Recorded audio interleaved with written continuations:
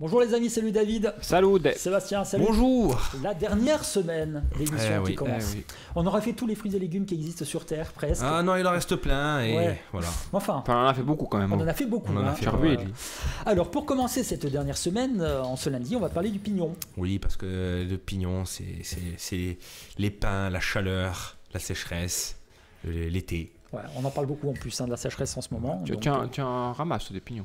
Non, c'est une vraie galère. En montagne, est-ce qu'on en trouve déjà? Alors, Et ça on en coûte- trouve ça dans à coûte peu un près, sur à peu près tous les pins. Il y a, après, pour que ce soit pertinent d'en ramasser, Mais c'est pas les pins maritimes le pignon, le pain surtout parasol, le pain maritime, je me sais pas. En fait, normalement, dans toutes les pommes de pin, il y a des pignons. Ouais.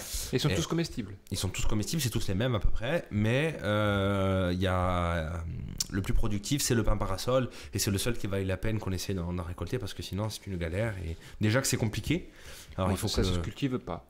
ça doit se cultiver ou alors ça se ramasse dans des forêts, mais voilà, ça explique le prix, la difficulté de récolte et de cassage, et la petitesse du fruit explique le prix au kilo. Ah ouais, ça coûte une fortune. C'est de l'or. En plus, c'est des arbres qui ont des croissances quand même relativement lentes. Il faut 10 ans pour que le pin parasol, par exemple, sorte de son aspect boule et fasse cette forme de parasol. En tout cas, ça remonte à très loin. Hein. Quand j'ai fait mes recherches, on faisait déjà du troc. On a trouvé dans des sites préhistoriques des graines. Et on faisait probablement du troc à la préhistoire de graines de pin parasol. Ce sont des arbres qui viennent de loin. Maintenant, c'était utilisé par les Grecs et les Romains déjà. Et j'ai remarqué que dans la littérature qui en parle, de tout temps, on prêtait des vertus médicinales. Alors, pour les Grecs et les Romains, c'était aphrodisiaque. Ils conseillaient aux jeunes couples de consommer de des manger pignons. ça avant d'aller se coucher. Jusqu'au Moyen-Âge et jusqu'à l'époque des Lumières, on lui a prêté des vertus médicinales, notamment pour les affections respiratoires. Toute une liste de propriétés qu'on lui a attribuées. De nos jours, c'est cultivé beaucoup en Espagne et en Turquie, des zones très très chaudes. On cultive pas chez nous ça. Hein, non. Ouais, on en a un peu quelques-uns. On en a, mais personne ne fait n'en la ramasse, récolte, ouais. ne fait la collecte. Mais c'est sauvage. C'est fastidieux. Alors, je sais pas du tout si en Espagne ou en Turquie c'est récolté sur des arbres, dans des forêts, parce que des forêts de pin il y en a plein, ou si c'est cultivé. Ça doit être cultivable, mais bon, il faut prévoir de cultiver sur un très long terme. Donc je pense que c'est plutôt sur des forêts existantes où on va récolter dessous les pommes de pin et après on Mais c'est-à-dire, en fait, là, tu nous expliques qu'on a des choses en Corse qui sont pas ramassées en quelque sorte, oui, mais qui valent de l'or Ouais. et qu'on laisse pourrir. Quand on voit le prix de la farine de châtaigne par exemple, on n'a pas besoin d'aller chercher Moi, le je pain. connais des gens qui ont des châtaigniers qui laissent les châtaignes par terre. C'est la majeure partie des châtaigniers corse. Malheureusement. Oui, mais une grande partie des châtaigneraies ne sont pas Pour le exploitées. plaisir des promeneurs Ils sont pas et exploités. des familles qui montent même près de chez toi. Avec les Et problématiques. pour faire 1 kilo de pignon, il faut me faire 1 kilo de châtaigne. Ah oui. Ouais. Faire 1 kilo de pignon, il faut avoir la patience. Hein. Mais voilà, c'est surtout Espagne, Turquie, pays où la main-d'œuvre elle est pas chère, donc des tâches comme ça de récolte qui peuvent pas être mécanisées, qui sont manuelles. Alors j'ai lu aussi qu'il y avait une espèce chinoise qui produisait aussi des pommes de pin, donc il doit y avoir des pignons qui viennent de Chine aussi. On peut faire de l'huile de pignon. C'est très riche en matières grasses, donc éventuellement. Du coup, tu me poses une colle, je ne sais pas du tout. Moi non plus. J'ai jamais Mais vu. je sais que c'est gras en tout cas, donc Ah oui, c'est très gras. sûrement. Mais Et voilà, ça se récolte quand il fait chaud, la pomme de pin s'ouvre, donc à partir de mi-août, selon les régions, jusqu'en automne. parce qu'on en trouve plein à nos pieds en fait, oui, de se ramasser, de se baisser pour ramasser. Mais je sais pas si en cuisine on l'utilise vraiment. Ouais. Oui, ça s'utilise souvent torréfié Ouais. dans les salades. On voit souvent salade de pignon. Tu peux faire un petit crumble où tu rajoutes un concassé de pignon, même dans un biscuit pour faire un gâteau, pour faire une génoise. Tu peux rajouter quelques pignons à l'intérieur pour donner un petit côté croustillant, croquant. C'est assez sympa. Alors moi, je préfère utiliser la noisette que le pignon parce que bien souvent, ça vient de Turquie et des pays un peu lointains. Donc, je préfère utiliser la noisette d'ici. Mais oui, on l'utilise souvent. On peut en faire un crumble, on peut en faire on peut en faire un petit beurre pour agrémenter un poisson, par exemple. Quand le beurre va fondre, il va faire un croustillant de crumble sur le poisson. Oui, on l'utilisait souvent. Alors, je me posais la question, pourquoi est-ce qu'on savait si on utilisait l'huile? Parce que c'est très gras. Dès qu'on le presse, tu as l'huile qui sort, mais j'en ai jamais vu. Tu vois, j'ai pas du tout pensé à chercher cet aspect-là, mais c'est pertinent comme question. Parce qu'il devait sûrement l'écraser avant. Hein. Peut-être. On va faire peut-être une pâte ou une farine ou je sais pas. Mais... Est-ce que, c'est-à-dire que, bon, il y en a en Corse, à l'état sauvage, hein, est-ce qu'il est consommable? Est-ce qu'on peut le ramasser Oui, et on peut, l'utiliser oui. pour... Moi, quand j'étais gosse, à Latte, il y avait quelques pins où on habitait et en dessous, on ramassait les pignotis. Hein. Mais il faut trouver la pierre pour poser dessus, la pierre pour Oui, casser. mon père il me montrait comment on cassait, comment... Si tu tapes trop fort, tu l'écrases. Ah, si ouais, tu tapes ouais. pas assez fort, J'avoue ça que j'ai casse jamais pas. goûté.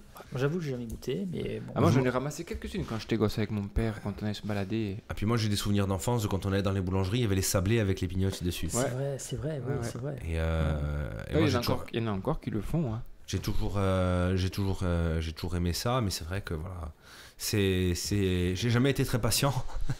Et les pignottes, c'est un fruit de la patience. Je connais plus le prix au kilo des pignotis, mais je pense qu'on dépasse les 20 euros. Hein.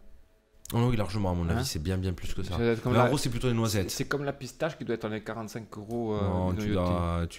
si tu approches les 100 euros, peut-être, tu Ah, dois ouais, dans le juste. Voilà. Imagine, 5 fois plus que je pensais. Et donc on en a chez nous, on le ramasse pas, enfin c'est très rare. Ce serait peut-être avec les évolutions climatiques et le réchauffement, ce sera peut-être une piste d'agriculture de l'avenir. Est-ce que c'est rentable aussi? Il va falloir À mon avis, ça il prend faut- de la place quand même. Ça Déjà. prend des mains. Il faut c'est prendre la main-d'œuvre. la main-d'œuvre, vraiment qu'il y ait des machines qui les cassent. Mais ils cassent bien les bogues. Et Oui, mais plus c'est précis, plus c'est pointu, plus c'est des machines compliquées. Déjà, je sais que les amandes, c'est très compliqué, qu'il y a beaucoup de casses et beaucoup de pertes. De toute façon, c'est une industrie qui n'existe pas, donc ça demanderait à des gens qui fassent de l'apprentissage pour qu'il y ait des rendements suffisants pour que ce soit rentable. Chez nous, à mon avis, c'est compliqué, c'est pas demain, mais ce serait peut-être une piste à envisager. Il faut qu'il y ait suffisamment d'arbres pour qu'il y ait suffisamment de fruits pour que ce soit intéressant. C'est pas pour demain en tout cas, C'est ça pas c'est pour sûr. demain. Est-ce qu'au niveau gustatif, ça peut devenir un produit de luxe? Pourquoi pas? Je sais pas, il est déjà. C'est déjà un produit de Ah luxe. oui, au prix au kilo, c'est déjà un produit de luxe. Est-ce que ça peut être un produit d'avenir pour la Corse? Je ne sais pas, parce que justement, il faudrait se poser la question, voir si c'est rentable. Parce que c'est souvent fabriqué dans des pays où la main-d'œuvre est pas chère. Mais on n'a pas de. Voilà, c'est le pain parasol qui est intéressant, Ouais. et le pain parasol, on n'a pas non plus sur Voilà. des forêts très étendues. Il y a beaucoup de forêts de pain, mais est-ce qu'ils sont productrices de... Non, c'était vraiment spécifié dans les recherches que j'ai faites que c'était le pain parasol qui était Voilà. intéressant. Sinon, c'est anecdotique Ouais. la quantité de pommes de pin qu'on trouve sous d'autres arbres. Donc, D'accord. Voilà donc ce qu'on peut dire sur le pignon. On va poursuivre cette discussion demain avec autre pistache. chose. Ben, la Demain, pistache. on parlera de la pistache. Là, c'est quelque chose d'un peu plus répandu quand même. Ouais. Hein. Là, tout le monde connaît le goût. Donc à demain pour la pistache. À demain. À demain. Salut David, Salut. Sébastien, salut. Bonjour. On poursuit cette semaine pour parler des fruits et légumes de Corse, voire même D'ailleurs. d'ailleurs. Ah ben, ça va être un peu d'ailleurs. Ouais, puisqu'on va parler de la pistache aujourd'hui. pas de production de pistache. Non, mais on pourrait. Hein? On pourrait. On pourrait, ouais, On parce que pourrait. j'ai une amie un jour qui m'a dit, moi j'aimerais faire un jour un verger de pistachiers, mais Je vais en planter. Moi, c'est dans mes objectifs. Hein. Ça va je dépendre. n'ai jamais vu de pistachiers. Ben, on a un cousin, là, ce qu'on appelle le pistachier lentisque. Ouais. Qui est. Qu'on appelle l'huile essentielle. Le pistachier qui donne les pistaches, c'est un arbre de Méditerranée. Et on pourrait tout à fait le cultiver chez nous. Et il n'y en a pas du tout. Non. Même, Pas- Pas, je sais- pas à moi- ma connaissance, moi non sur plus. un particulier qui en a dans son jardin, mais moi, pas à ma à ma connaissance. enfin, j'en ai jamais vu personnellement. D'accord. Ouais, ben moi non plus d'ailleurs. Ouais. Alors,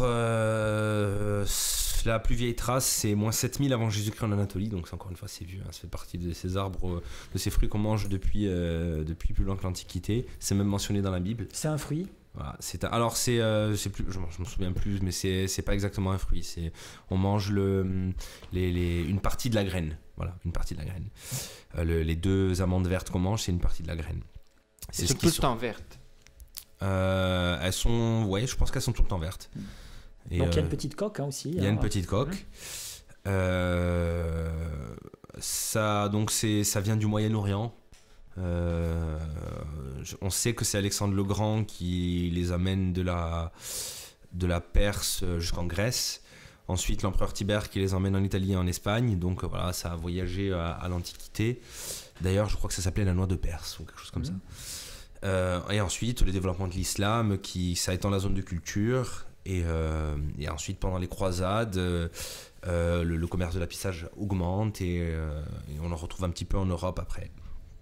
Mais le gros boom de son développement, de sa culture, c'est très très tard. C'est vers le 19e siècle aux États-Unis.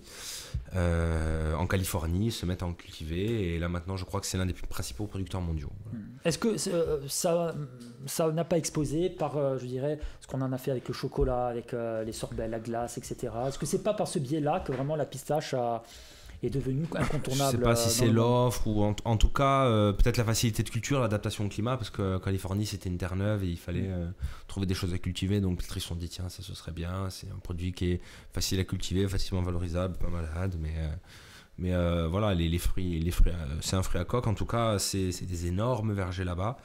Et les 3 premiers producteurs, c'est l'Iran, les États-Unis et la Grèce. Mais c'est des centaines de Sicile aussi, non? Mais ça doit être très très petit, la Sicile, la production sicilienne. Parce que je crois que c'est la plus courue, enfin la plus courue pour les chefs et pour les pâtissiers, c'est celle, me semble bien, sans dire de bêtises. C'est pas sûr, c'est sûr, c'est pas la Grèce. En fait, il fut un temps où la Sicile c'était la Grèce pendant très longtemps. On appelait ça l'Italie et la Sicile, c'est la grande Grèce. Donc peut-être qu'il y a un lien. Si ça oui, il y a un lien. Peut-être bien, voilà. Parce que je sais qu'en Grèce, il y a certaines régions de Grèce ont un AOP pour la pistache. Voilà. Mais probablement, je te fais confiance là-dessus, en Sicile doit avoir au niveau historique, en tout cas, c'est probable. Alors, est-ce qu'on pourrait le faire chez nous en Corse? Et bon, évidemment, on ne le fait pas. Et pourquoi, selon toi, Sébastien, on ne le fait pas? Alors, il faudrait évoquer un jour la vaste question des retards qu'on a en agriculture et de tout ce qu'on pourrait faire et qu'on ne fait pas.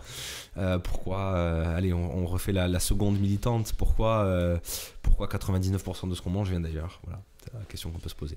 Ouais, mais je sais pas, est-ce qu'il n'y a pas une raison pour laquelle on n'en est pas déjà planté? Est-ce que c'est assez productif? Est-ce que c'est soumis... Ça peut être une question d'opportunité, de tradition, de culture.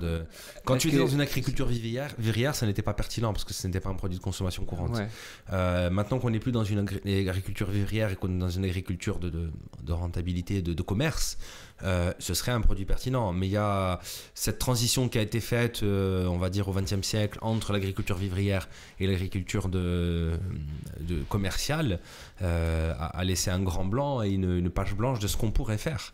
Est-ce que quelque part, en Corse, on ne s'est pas concentré dans notre histoire? On sait que l'île a été pauvre, hein. On ne s'est pas concentré sur les produits de première nécessité. Exactement, c'est exactement farine, ça. Donc la châtaigne, etc. Et que la pistache, je dirais... C'était le blé, c'était les céréales. Et exactement, ce n'est pas un produit, de première nécessité, ce n'est pas un produit de vital, de consommation courante. Donc aller consacrer de l'espace à un produit qui n'allait pas te nourrir, c'est sûrement pas pertinent. Ah oui. Et est-ce que c'est fastidieux à ramasser, à décortiquer? Ça doit l'être probablement, étant donné le prix. Je pense pas que la culture soit difficile, mais tout ce qui est cher en général, derrière, il y a des contraintes de main d'œuvre et de transformation. Quand un produit qui arrive d'un pays où le coût de la main d'œuvre est faible, comme l'Iran ou la Grèce, et qu'il est quand même cher, ça veut dire que le coût de la main d'œuvre serait très élevé chez nous. Ah oui. Mais en général, quand c'est comme ça, on arrive à développer chez nous des produits qui vont plutôt s'orienter vers la qualité. Ouais, la pistache verte décortiquée, si je me souviens bien, ça doit être dans les 45-50 €. Parce que souvent on l'achète, enfin moi je connais ça dans des petits sachets, mais il faut enlever la coque. En salé. Ouais. Oui, il y a toujours la coque. Ouais, tu décortiques un petit peu. Je sais pas si la coque elle s'ouvre quand la fruit est mûre. Oui, elle doit s'ouvrir. Il s'ouvre un peu. Quand elle est sèche, elle s'ouvre un petit peu. Là, elle s'ouvre. En tout cas, je sais que. Il y en a qui ont une peau violette. Oui. Je sais pas si tu as déjà vu. Une espèce de petite peau par-dessus, un petit peu violette. Ouais, un petit peu violette, ouais. Et en cuisine, alors là, il y a quand même une saveur très forte. Et c'est vrai que c'est à part la pistache, parce que ça ressemble à rien finalement, je trouve. C'est vraiment une saveur particulière. Ah oui, il faut savoir que quand tu la travailles, elle est pas verte. Elle est verte de couleur, mais si tu devais faire une vraie glace à la pistache, la glace ne serait jamais verte. Et quand ils font des glaces, ils utilisent des colorants pour mettre croire que c'est vert. Couleur verte. Mais sinon, si tu fais un pralin de pistache, tu n'obtiens pas une couleur verte. C'est fait quoi, une couleur crème? Une couleur un peu noisette. Voilà, un peu pâle, mais jamais une couleur verte comme on pourrait l'imaginer dans la pâte de pistache pour quand on fait nos crèmes pâtissières. Pareil pour la menthe d'ailleurs. Oui. On met un colorant dedans, voilà. Quand on boit un sirop de menthe ou pour faire croire, enfin, c'est psychologique. Après, oui. Si tu proposes une glace pistache qui n'est pas verte, je sais pas si les gens ils auraient la le même attrait. Alors que c'est sans doute plus sain Oui, au fond. Hein. je pense. Mm. Et nous, bon, c'est un incontournable. Moi, j'utilise beaucoup la pistache dans mes desserts, que ce soit en mousse, en crème anglaise, en bonbons, dans mes biscuits pour faire mes entremets. C'est un incontournable. Et aussi pour faire quelques petits inserts croustillants dans mes gâteaux ou dessus mes gâteaux. J'utilise beaucoup la pistache. C'est un incontournable. Je pense pas que. Enfin, c'est rare les gens qui disent j'aime pas la pistache. Ça fait partie des parfums classiques qu'on trouve en supermarché de glace, Oui, au en même glace, titre ouais. que la vanille et le chocolat. Quoi. Voilà, Ouais, c'est ouais. je pense que c'est le même. C'est grâce à la glace peut-être que la pistache a acquis ses lettres de noblesse, je pense. Et Oh, que même, je je suis pense- sûr qu'il y a beaucoup d'auditeurs qui nous écoutent qui ne connaissent la pistache que grâce à la glace. Ouais, ou souvent qui ne connaissent que la pistache parce que c'est les apéritifs que l'on déguste Ouais. comme pastis. Ouais. Mais... Ça se marie bien avec le chocolat aussi. Ah oui, je sais ça pas se si tu as marie. déjà goûté. Hein. Ah oui, ça Ouais. se marie très bien avec Ouais. le chocolat, ça se marie très bien avec la noisette. Moi, j'utilise la pistache avec de la fève de tonka. Là, on va un peu plus loin encore, mais ça se marie très bien. Non, la pistache, tu peux la décliner. Elle peut aller aussi bien sur une salade, sur un poisson, sur une viande. Tu peux faire ce que tu veux avec la pistache. C'est un fruit à coque, donc tu l'utilises au même titre qu'une noix, qu'une amande, qu'une noisette. Eh bien voilà ce qu'on peut dire sur la pistache. On a voyagé un petit peu à travers le temps déjà, puisqu'on est remonté jusqu'à Alexandre. Et bientôt à Tavire.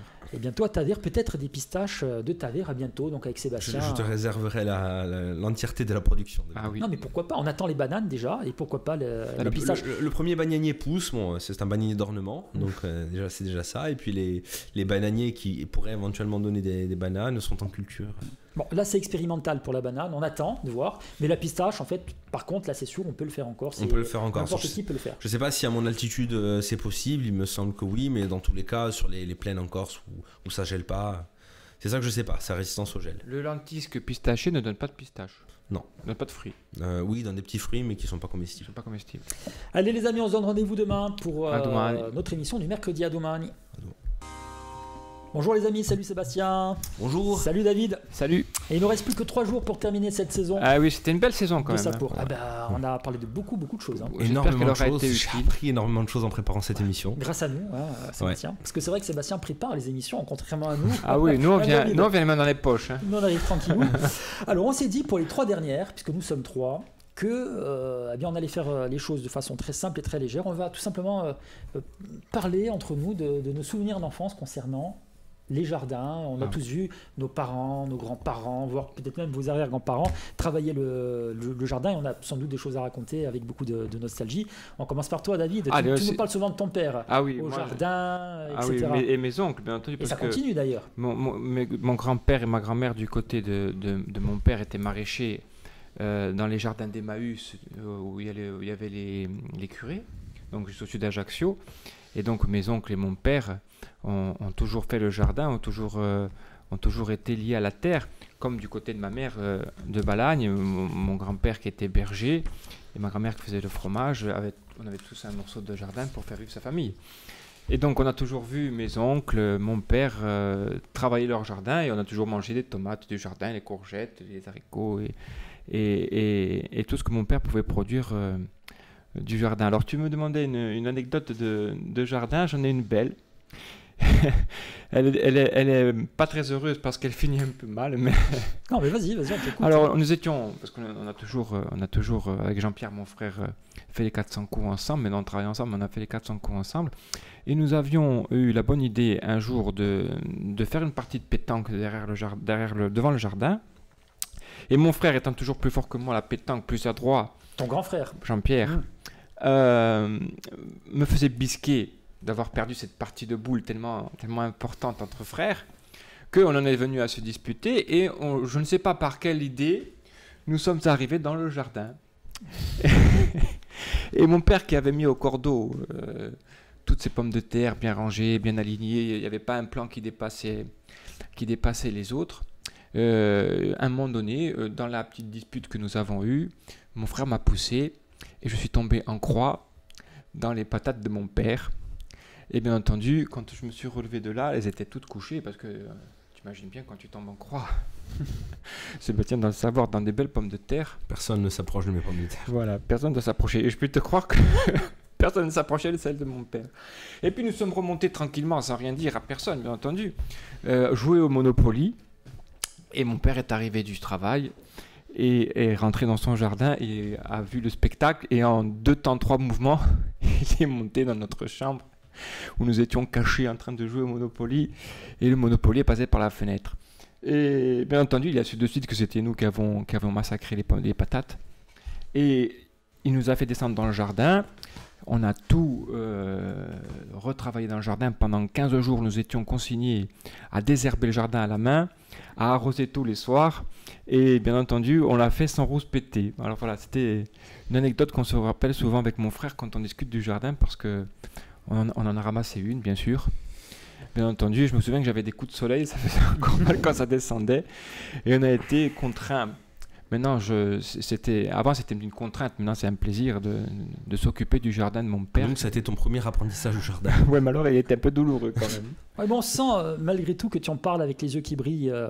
On a tous, je dirais, on en parlera moi demain et Sébastien pour terminer la semaine et la saison, un rapport, je dirais, avec la terre finalement, avec notre enfance qui. Nous on a grandi comme ça. Fort, hein. Ouais. Nous on a grandi comme ça, que ce soit au village à Feyiged où il y avait le parrain de mon frère Patrick, de mon grand frère Patrick, qui avait un énorme jardin dans la vallée du Regine. En fait, quand tu arrives à nos âges maintenant, tu reviens, quand tu penses à tout ça, à des souvenirs d'enfance et des odeurs d'enfance. Et on en a parlé souvent dans cette émission. Les odeurs d'enfance, c'est ce qui te construit et ça crée ta bibliothèque de saveurs et d'odeurs. Et c'est vrai que quand tu es lié à la terre comme ça et que nous, ça nous paraît naturel de parler de la terre parce qu'on a grandi dedans. Mais je suis sûr que tu parles à certains enfants qui n'ont jamais vu un plant de tomate ou une carotte. C'est une richesse qu'ils n'ont pas et qu'il faudrait partager avec eux. Est-ce que quand tu seras à la retraite, David, tu auras, comme ton papa, un bout de jardin toi aussi? Écoute, est-ce que tu as envie de t'y mettre? J'espère avant, je travaille beaucoup pour ça. J'espère avoir l'occasion un jour de pouvoir m'acheter un bout de terre et de montrer à ma fille comment saper, comment faire pousser des légumes. J'espère que Sébastien me donnera des conseils. Et oui, j'espère planter des arbres. Parce qu'on dit dans la vie, il faut écrire un livre et planter un arbre.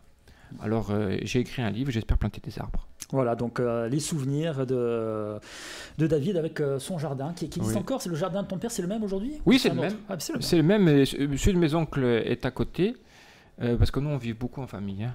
Donc mes oncles vivent à côté de mon père vit à côté de mes oncles.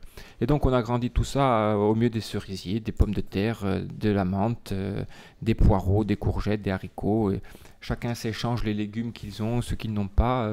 On montait manger les fruits sur les arbres de mes oncles. Voilà, c'était de bons souvenirs. On comprend mieux ton goût pour les bonnes choses. Oui, on a été élevé comme ça, avec les produits de la terre.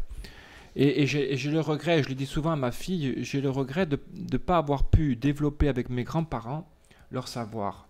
Quand tu es jeune, tu es con et tu penses plus à t'amuser à des jeux de société ou à l'extérieur que de discuter avec le savoir avec ton grand-père pour retirer le savoir de cette terre qu'ils avaient, parce qu'ils connaissaient sur la pointe des doigts la terre, comment nourrir sa famille, parce qu'ils n'avaient pas le choix à l'époque.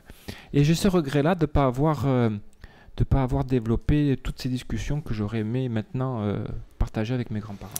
Eh bien, demain, ce sera mon tour de raconter un petit peu mes souvenirs de jardin, souvenirs d'enfance aussi. Puis on va terminer par toi, Sébastien, vendredi. Bon, Sébastien, c'est quotidien, donc je ne sais pas si c'est moins drôle pour toi, mais nous, on a des souvenirs avec David. Non, mais j'écoute vos souvenirs avec attention et c'est touchant. À demain, donc, pour terminer cette semaine et cette saison donc, de Sapori. À demain. À demain. Salut David. Salut. Salut Sébastien. Bonjour. On termine cette semaine et cette saison, donc aujourd'hui et demain, sur bien notre émission Sapor. Alors on s'est dit sur les 3 derniers jours qu'on se racontait un petit peu nos souvenirs d'enfance concernant notre vie au jardin. Alors David, on a bien compris que c'était assez folklorique avec ton frère, notamment Jean-Pierre, hier. On terminera avec toi demain. De bons souvenirs. Sébastien. Et à son tour.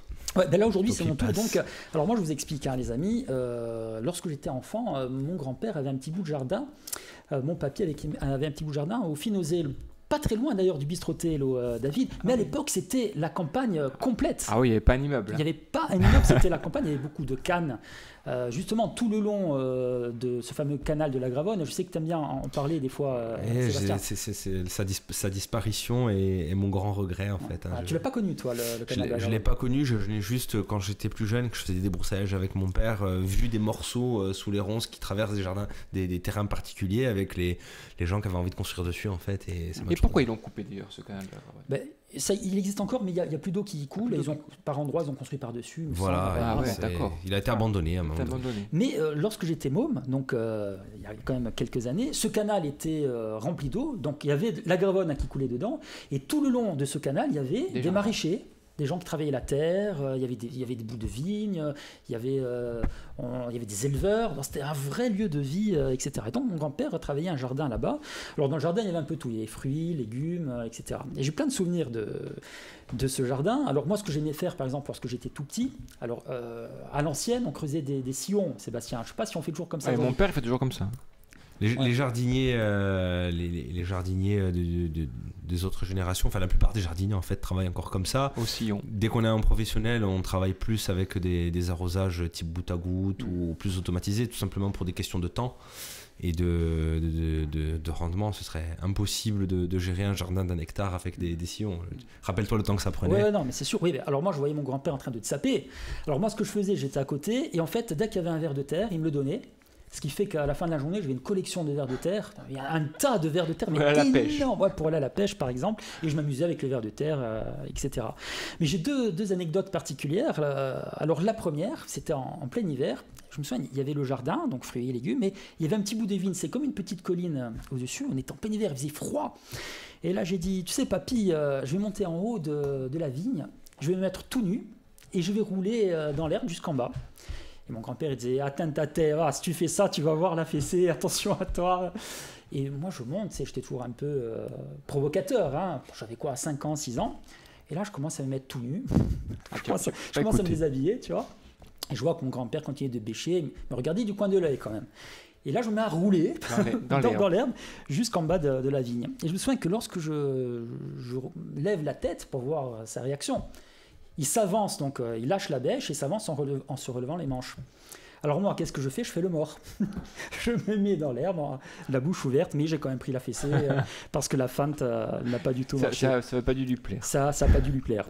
Et puis une autre anecdote, là c'était un petit peu moins rigolo, non pas pour moi, mais pour tout le monde. Je m'étais caché dans les fèves une fois. Et là, je mangeais des fèves en fait. Je prenais les fèves et je commençais à manger les fèves. Et on a commencé à m'appeler Frédéric, et Frédéric il mangeait les fèves. Je n'osais pas répondre parce que je n'avais pas le droit de manger les fèves comme ça, tu vois. Mais j'étais entouré de, comment on appelle ça, les coques, les cosses. Les cosses des fèves. Et en fait, plus le temps passait, et plus je voyais les gens du voisinage me chercher. S'inquiéter. Et plus le temps passait, moins j'osais sortir de mon champ de fèves. J'avais peur, tu vois. Et lorsque la nuit tombait, j'ai quasiment vu les pompiers avec des bâtons en train de voir si j'étais pas tombé dans le canal de la Gravonne, si je m'étais pas noyé dans le canal de la Gravonne. Je suis sorti quand la nuit est tombée et là j'en ai pris une belle. je suis là, alors que tout le Finouzel me cherchait. Voilà. Autre anecdote. Tu aimais te cacher en fait. J'aimais bien me cacher. Ou tu aimais prendre les coups. J'étais un peu espiègle. Alors, concernant le canal, là, ça t'aurait plu, hein, Sébastien, c'était un lieu de vie, parce que moi je me baignais dans le canal de la Gravonne, mais il y avait des couleurs, des grenouilles, des crapauds, il y avait de tout, il y avait des poissons. C'est triste, hein, j'imagine très bien comment ça pouvait être, et le béton a gagné. Le béton a finalement gagné. Et dans la montée de la rocade, il y avait des vaches, je ne sais pas si vous vous en souvenez. Oui, il y a tous les immeubles là qui ont poussé entre deux, mais il y avait des vaches et. C'est sûr qu'il faut que le développement se fasse quelque part, mais c'est toujours pareil, il y a des façons de le faire. Et c'est vrai que c'est un peu triste. Parce que le canal existe toujours, les aqueducs qui amènent l'eau existent toujours. Et oui, les 7 ponts, ça fait partie de ça, du canal. C'est tous ces vestiges, hein, l'aqueduc de Mezzavi. C'est la continuité. Voilà. Ouais. Et moi, j'ai vu des morceaux jusque côté Afa, sur la commune d'Afa, sur la commune de Sarola, des morceaux de canal. Ouais. À Val di Mezzane, quand on va chez les Mamelles, on voit un bout du canal qui passe. Et aux abords de ce canal de la Gravonne, quasiment, allez, je sais pas moi, tous les 500 mètres, sur chaque terrain, il y avait un bassin, voire même plusieurs. Et c'était des bassins dans lesquels les paysans lavaient leurs fruits et légumes. Alors que moi, lorsque j'allais prendre des fraises, des cerises, etc., j'allais dans le bassin, je lavais, je les mangeais après. Ah ouais. Ouais, et je me baignais dans le bassin, mais il fallait oser, c'était plein d'algues dégueulasses au fond. Et j'ai une autre anecdote à raconter sur ça. Après avoir ramassé les fruits et légumes, un jour, je me souviens, il pleuvait, je devais avoir 6 ou 7 ans. Avec mon grand-père et ma cousine, on lavait les légumes dans le jardin, mais il faisait un froid, on était sous la pluie.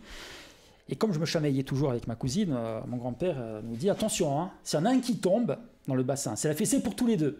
Oh, purée. » Question de prévenir que l'un ne pousse pas l'autre. Évidemment, il y en a un qui tombe, mais qui tombe tout seul. Oh, tu vois. Et on a eu la fessée de tous les deux. Et je me souviens de ma cousine en train de pleurer. Ah, j'ai rien fait, mais. Enfin, fessée, petite claque. Hein, ouais. Rien de... Et on était frigorifiés dans la voiture. Enroulés dans un sac de pommes de terre.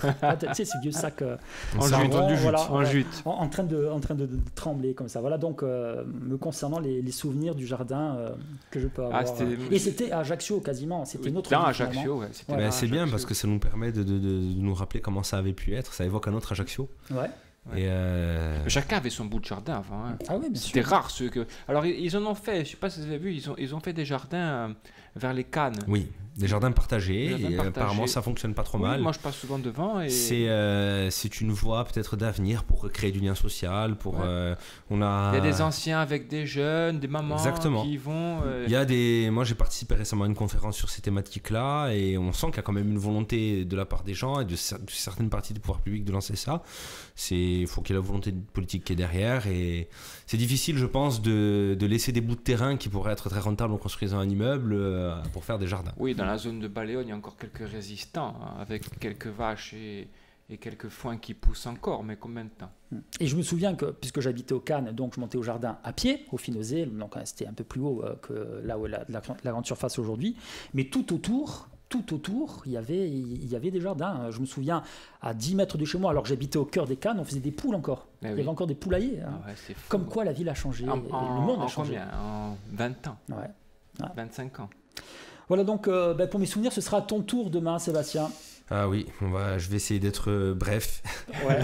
Je pense que tu as été plus au contact de la terre que David et moi. On verra pas forcément en fait. Non, pas forcément. Ouais, bon. À demain donc, pour tout le savoir de la vie et de l'enfance de Sébastien Bonnardi. À demain. Bonjour les amis, salut David. Salut Dogar. Salut Sébastien. Salut. Alors pour terminer cette semaine et cette saison de Sapor, on passe aux aveux. C'est une sorte de palisa, de confession. C'était une belle émission. C'était une belle émission, ouais. Et pourquoi pas la reprendre prochainement. Alors on a eu tes confessions avant-hier, David. Moi je suis passé sur la sellette hier. Aujourd'hui c'est le tour de Sébastien de nous raconter on le passe sur le grill. Voilà, ses souvenirs de jeunesse dans ton jardin de l'époque. Alors avec mes parents, il y a quand même eu 2 grands déménagements. Un grand déménagement. J'ai grandi à Perrache. Et ensuite, on a déménagé au Pitch ou sur la commune d'Alat. Et donc, j'ai plein de fragments de souvenirs. J'ai pas des souvenirs précis comme vous à raconter avec des anecdotes, mais c'est plein de fragments de souvenirs, de sensations. Alors, je me rappelle qu'à Perrache, ma mère cultivait des fraises. On habitait dans une vieille maison en pierre. Et à côté, il y avait un jardin. Et mon père m'avait dit que dans ce jardin, il y avait eu pendant 20 ans des brebis. Et ensuite plus de brebis, et ma mère cultivait des fraises là, et elle disait j'avais tellement de fraises dans ce jardin que j'en donnais à tout le monde, je faisais des confitures, je savais plus quoi en faire. Imaginez. Très fertile. Voilà, très fertile, et moi j'ai ce souvenir c'était avant que j'ai 5 ans, donc j'ai juste ce souvenir des fraises, du jardin, et on concourait dedans, qu'il y avait de l'eau. Et puis ensuite on a déménagé sur la commune d'Alat, et mes parents ont toujours voulu faire un petit bout de jardin quand même. Alors là où on habitait c'était du remblai, c'était pas facile, c'était très sec, l'accès à l'eau était difficile, et un jour ils avaient eu quelqu'un qui leur avait prêté un terrain un peu plus bas où il y avait une grande mare à côté.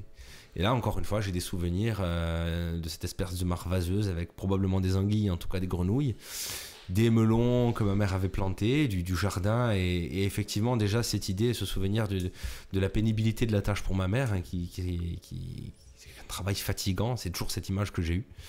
Et souvent pour rien, parce que comme on n'habitait pas là, on laissait le jardin le soir, on remontait chez nous, et quand on revenait, des fois, les corneilles par exemple avaient mangé tous les melons. Donc, toutes ces heures de travail, donc de quoi dégoûter un enfant de ce métier parce que... Ça n'a pas été le cas, en tout cas. Non, mais ça n'a pas été du tout la voie. Après, j'avais aussi des souvenirs de mon grand-père qui avait son jardin à Bocognane. Et donc, ce jardin, comme le faisaient nos anciens, au carré, désherbé à la tsape, sans une herbe qui dépasse, avec les haricots, chaque chose rangée et plantée tous les ans au même endroit, chaque chose à sa place, les arbres greffés au bord, sur des planches. Un jardin magnifique, hein, dont certains parlent encore avec respect. Et là, c'est plus des souvenirs d'odeur, en fait, de saveurs, de choses qu'on goûtait, les haricots verts crus, à écossais. J'ai souvent croqué les légumes crus pour savoir quel goût ça avait. Les pommes de terre, les oignons, je mangeais les oignons crus. Pareil, toi aussi. Et c'est comme ça, quand tu as raison de dire, David, c'est comme ça qu'on a forgé sûrement notre palais. Et on a eu la chance, peut-être, d'être habitué à goûter les vraies choses. C'est une chance que pas tout le monde, n'ont pas forcément les enfants aujourd'hui. C'est clair. Tu fais goûter un morceau de fromage fermier à un enfant d'aujourd'hui qui n'en a jamais goûté et te le recrache dans l'assiette. Moi, mon fils de 4 ans et demi, je le mets dans donc il est inscrit dans un atelier de jardinage. Donc régulièrement pendant les vacances, il y va plusieurs fois par semaine, on leur apprend à reconnaître les fruits, légumes, les goûter, super, etc. Donc c'est près d'Ajaccio, je conseille aux parents d'ailleurs. Moi j'accueille, ça m'est déjà arrivé, là, bientôt ce sera la 2e fois, d'accueillir des groupes de scolaires sur le jardin, alors en leur faisant des ateliers. On fait un atelier, on leur fait reconnaître les odeurs des plantes aromatiques. En leur apprenant laquelle c'est, on leur explique le compost. Donc mon collègue Aurélien qui travaille avec moi remue le compost pour leur montrer les vers de terre, et on leur explique plein de choses comme ça à travers le jardin. On leur apprend les outils et en général. Ça on le faisait aussi. Ça existe encore le centre aéré de Sarreau-la-Carcopine. Il existe encore ce centre aéré. Il y en a un à Baléone, alors c'est peut-être celui-là dont tu parles. Parce que quand j'étais môme, il y avait un centre aéré à Sarreau-la-Carcopine. Ils nous prenaient en bus, ils nous montaient donc là-haut. Et ce que tu nous racontes, on le faisait.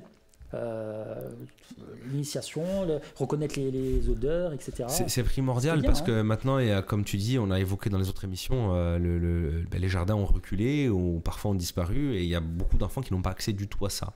Donc pouvoir les sensibiliser. Si on a une génération qui est complètement coupée, ce serait une catastrophe. Donc il faut les sensibiliser à ça.